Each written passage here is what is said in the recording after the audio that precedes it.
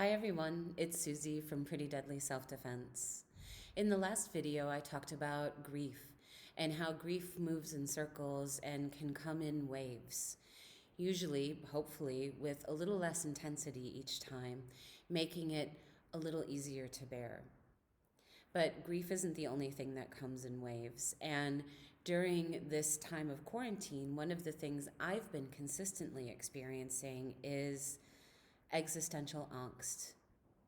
I'm on about my 6th round, and I'm imagining that before quarantine is over here in Berlin, I'll go through a few more, and certainly go through many more before I reach the end of my life. I'm kind of hardwired for this kind of thinking, so it didn't really come as a surprise to me that I would find myself struggling with questions of being and nothingness.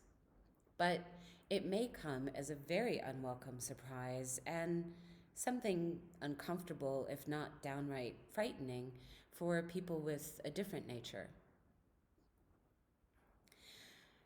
Extended periods alone, in isolation, and in forced quarantine can allow our minds to travel landscapes we normally might not. That can be a really wonderful exploration of who we really are, what we believe in, what we like, what we don't like, how we would like the world to be, how we would like our lives to be. But the longer that journey goes on, the more likely it is that at some point you will find yourself face to face with an abyss that has a very rude habit of staring right back into you. I think that this is actually normal. I think it's human nature and part of the human experience to explore these questions.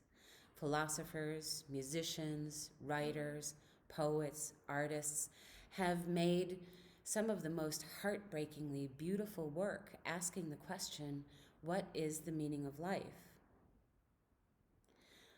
Well, I don't know. Personally, I don't believe that there is an actual single point to life.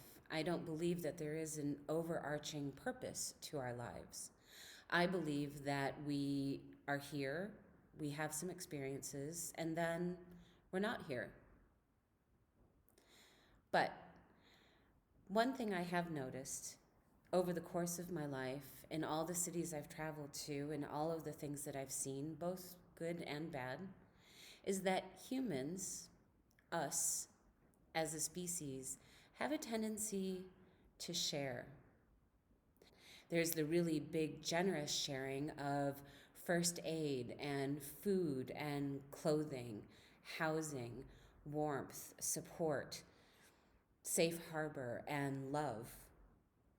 And then there's this small, everyday sharing, the kind of sharing we do that we don't even really think about. And it's this small sharing that I'm talking about. We share with our children basic survival skills. Be polite to others, look both ways when you cross the street.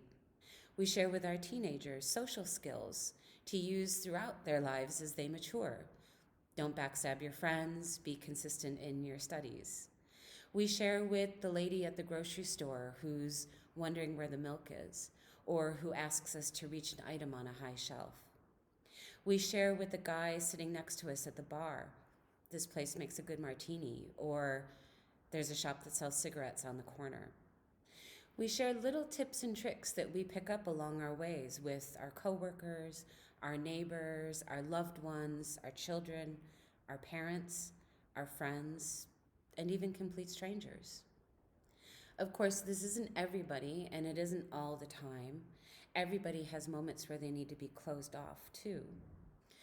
But we do tend to share our experience and our knowledge in these tiny, small ways, helping each other navigate life.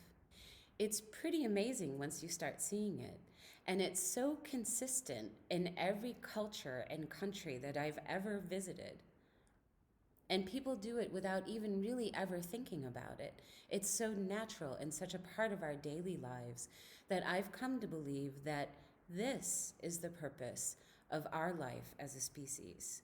This sharing of information, of knowledge, of experience, of these tiny, small little ways that we help each other move forward through life. Is it the meaning of life? As I said, I don't know. I don't believe there is an overarching purpose, but I believe this is the purpose of our lives, our species, while we're here. Thank you for watching. And if you'd like to learn more about how martial arts and self-defense can help you find your balance in uncertain times, we'd love you to join us for one of our interactive live stream courses. You can find all the information at our website at prettydeadly.org. And we'd love to connect with you one-on-one. We host weekly Zoom meetings. You can find the details in the description below. Thanks, and see you on Zoom.